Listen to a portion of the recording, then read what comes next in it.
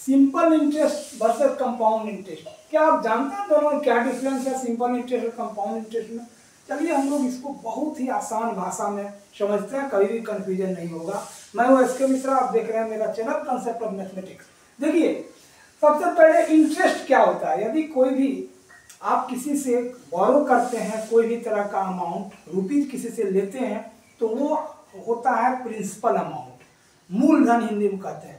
तो यदि आपको वापस करना है फिर उसको एक साल 2 साल 3 साल में, तो वो सिर्फ प्रिंसिपल अमाउंट नहीं लेगा, उसके साथ कुछ एक्स्ट्रा मनी चार्ज करेगा। जो एक्स्ट्रा मनी चार्ज करता है वो होता है इंटरेस्ट, और उसका कुछ रेट होता है, किस रेट पर, किस दर पर आपको चार्ज करेगा, वो रेट होता है टाइम पीरियड। तो हम लोग 3-4 चीज इसमें हम लोग देखते हैं। पहले कि प्रिंसिपल जिसको हम लोग पी कहेंगे, ये होता है मूलधन, इसको हम लोग हिंदी में कहेंगे मूलधन, ठीक है ना। और आई मीन्स होता है इंटरेस्ट जिसको कि हम लोग ब्याज कहते हैं, हिंदी का के लिए भी बता देते हैं थोड़ा। और एक होता है दर, मतलब रेट इसको हम लोग आर बोलते हैं, आर मतलब कि रेट, दर ये होता है। एक होता है मिश्र धन, माने अमाउंट मतलब मिश्र धन। सबके बारे में हम लोग समझते चलेंगे, अभी सबके बारे में समझते चलेंगे। ये ए कहलाता है, मतलब प्रिंसिपल हो गया पी, आई, आर और टी, और एक होता है ए। ये 4-5 चीज का हम लोग इसका यूज करेंगे। तो पहले तो टॉपिक आज का क्या है कि क्या डिफरेंस क्या है सिंपल इंटरेस्ट का है कंपाउंड इंटरेस्ट। पहले हम लोग इंटरेस्ट समझे। इंटरेस्ट का मतलब क्या होता है, किसी बोरो किया गया अमाउंट पर जो एक्स्ट्रा मनी हमको चार्ज करना पड़ता है, दैट इज कॉल्ड इंटरेस्ट। अब इंटरेस्ट का कैलकुलेट करने का 2 तरीका होता है, सिंपल और कंपाउंड। ये अलग अलग समय से बैंक चार्ज करता है। यदि हम बैंक से बोरो करते हैं, अमाउंट्स को लेते हैं किसी से, ये पे लॉन्ग टर्म इन्वेस्टमेंट के लिए, तो वो कंपाउंड इंटरेस्ट चार्ज करती है। और सिंपल जो किसी से ये करते हैं छोटा मोटा अमाउंट, या बैंक में पैसा डिपॉजिट करते हैं, तो वो हमको सिंपल इंटरेस्ट देती है। पहले तो हमको ये समझना पड़ेगा कि सिंपल इंटरेस्ट कंपाउंड इंटरेस्ट में अंतर क्या है, होता क्या है। देखिए पहले जानते हैं कि सिंपल इंटरेस्ट क्या होता है। सिंपल इंटरेस्ट हर एक साल फिक्स होता है, इरेस्पेक्टिव ऑफ टाइम, उसको कोई अंतर नहीं पड़ता। हर एक साल मेन जो प्रिंसिपल है उसी पे फिक्स रेट से चार्ज होते जाएगा। जैसे हम लोग एग्जांपल लेते हैं, मान लो पी है रुपीज 10,000, ठीक है 10,000। रेट किस रेट से करेगा, रेट है 10%, और टाइम मान लो है 2 इयर्स। मतलब क्या हुआ, कोई आदमी 10,000 रुपया किसी से लोन लिया है 10% के रेट पर 2 साल के लिए, तो एसआई का जो फॉर्मूला होता है सिंपल इंटरेस्ट को हम लोग एसआई बोलते हैं। ये सिंपल इंटरेस्ट हुआ, इंटरेस्ट जिसको कि हम लोग एसआई बोलते हैं। SI equals to P into R into T by 100, principal into rate into time by 100। बैठा दो इसको, देखो इस पे 10,000 प्लस इंटू रेट हुआ 10 इंटू 2 बाय 100। 2 0 कैंसिल आउट करो, इसका मतलब हो गया रुपीज 2,000। ऐसे भी तुम देखो, एक फर्स्ट ईयर का जो होगा 10% ऑफ 10% कितना का, 1,000 का, ये कैलकुलेट करोगे तो हो जाएगा 1,000, 10,000 का। और दूसरे साल में जो हो जाएगा फिर 10% ही 1,000 पर ही, 10,000 पर ही फिर से ये हो जाएगा 1,000, तो टोटल हो गया 2,000। ऐसे करके भी साल भर एक साल अलग अलग करो तभी 2,000 होता है। ये फॉर्मूला पर भी निकालो तभी 2,000 होता है। इसका मतलब वो जो मेन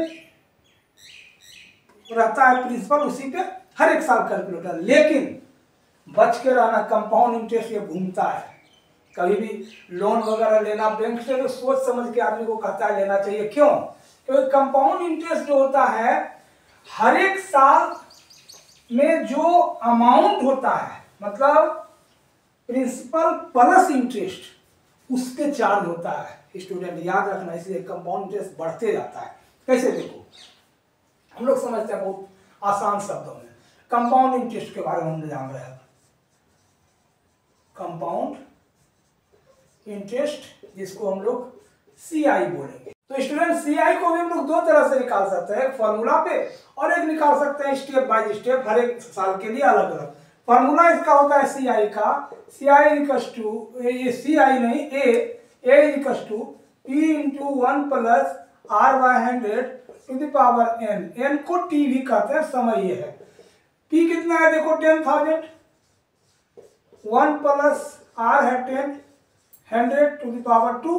अब इसको सॉल्व कर दो, कितना आएगा, ये जीरो कटेगा, 11/10 टू द पावर 2। 10,000 स्क्वायर है तो 1 to 1/100, 2 0 कट गया, 12,100। अब इसको CI का फॉर्मूला होता है A माइनस P। A कितना है 12,100, P है 10,000, कितना आ गया जी 2,100। अब याद करिए, हम लोग अभी SI निकाले, उसमें कितना आया था, SI जो निकाले थे उसमें आया था 2,000, तो 2,000 आया था, ये आया 2,100। 2,100 में 2,000 घटा दोगे तो 100 रुपया ज्यादा आ रहा है इसमें। तो कंपाउंड इंटरेस्ट का फॉर्मूला से हम लोग ये निकालते हैं, ऐसे निकालते हैं। हम लोग स्टेप बाय स्टेप भी हम लोग निकाल के आई बोलेंगे। फर्स्ट ईयर के लिए, फर्स्ट ईयर में कोई डिफरेंस नहीं होगा। कंपाउंड इंटरेस्ट सिंपल इंटरेस्ट में सेम कैलकुलेशन होगा। क्या होगा, 10% ऑफ 10,000 एक साल के लिए है, तो कैलकुलेट भी करेंगे तो 10 P इंटू P कितना है 10,000, 10,000 P इंटू R है 10% एक साल के लिए बाय 100 इक्वल्स टू हो जाएगा ₹1000। पहला साल में देखो SI भी 1,000 आया था, ये 1,000। लेकिन अब सेकेंड ईयर के लिए जो तुम्हारा P हो जाएगा, प्रिंसिपल हो जाएगा, अमाउंट बन जाएगा। मतलब 10,000 पहले से 1,000 जो पहला साल का इंटरेस्ट आया, मतलब 11,000। अब इस पे इंटरेस्ट जो होगा, इंटरेस्ट फॉर सेकेंड ईयर, इसके लिए हो जाएगा P 11,000, R 10% इंटू 1/100 कट जाएगा, यानी कि हो जाएगा ₹1100। और देखो टोटल कितना हो गया, टोटल CI हो गया पहला साल का 1,000, दूसरा साल का 1,100, यानी कि 2,100 है ना कमाल का। SI कितना हुआ था 2 साल का 2,000, CI कितना हो गया 2,100, मतलब 100 रुपया अधिक बढ़ गया। छोटा मोटा अमाउंट का एग्जांपल लिया, लाखों करोड़ों का होता है, सोचो कितना दिक्कत होता है सिर्फ 2 साल के लिए। और साल बढ़ेगा तो इसी ढंग से बढ़ते जाएगा। तो मोटे तौर पर हम लोग क्या देखते हैं, सिंपल इंटरेस्ट कंपाउंड इंटरेस्ट में क्या अंतर है। सिंपल इंटरेस्ट हमेशा फिक्स एक अमाउंट होता है, उसी पे हर एक साल कैलकुलेट होता है, चाहे जितना भी साल जाएगा। 1,000 रुपया आया एक साल के लिए तो 25 साल के बाद भी 1,000 होगा हर एक मंथ, हर एक ईयर का इंटरेस्ट। लेकिन कंपाउंड इंटरेस्ट हर एक साल का इंटरेस्ट प्रिंसिपल में जुट के अमाउंट बनता है, वो अमाउंट नेक्स्ट ईयर के लिए प्रिंसिपल हो जाता है।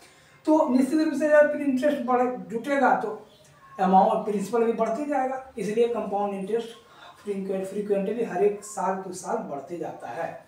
तो हम लोग आज देखें बहुत आसान शब्दों में सिंपल और कंपाउंड इंटरेस्ट में क्या डिफरेंस है। स्टूडेंट, मेरा वीडियो आपको पसंद आता है तो वीडियो को लाइक करिए, शेयर कीजिए, प्लीज़ मेरे चैनल को सब्सक्राइब जरूर कीजिए। मिलते हैं नए टॉपिक के साथ अगले वीडियो में। धन्यवाद।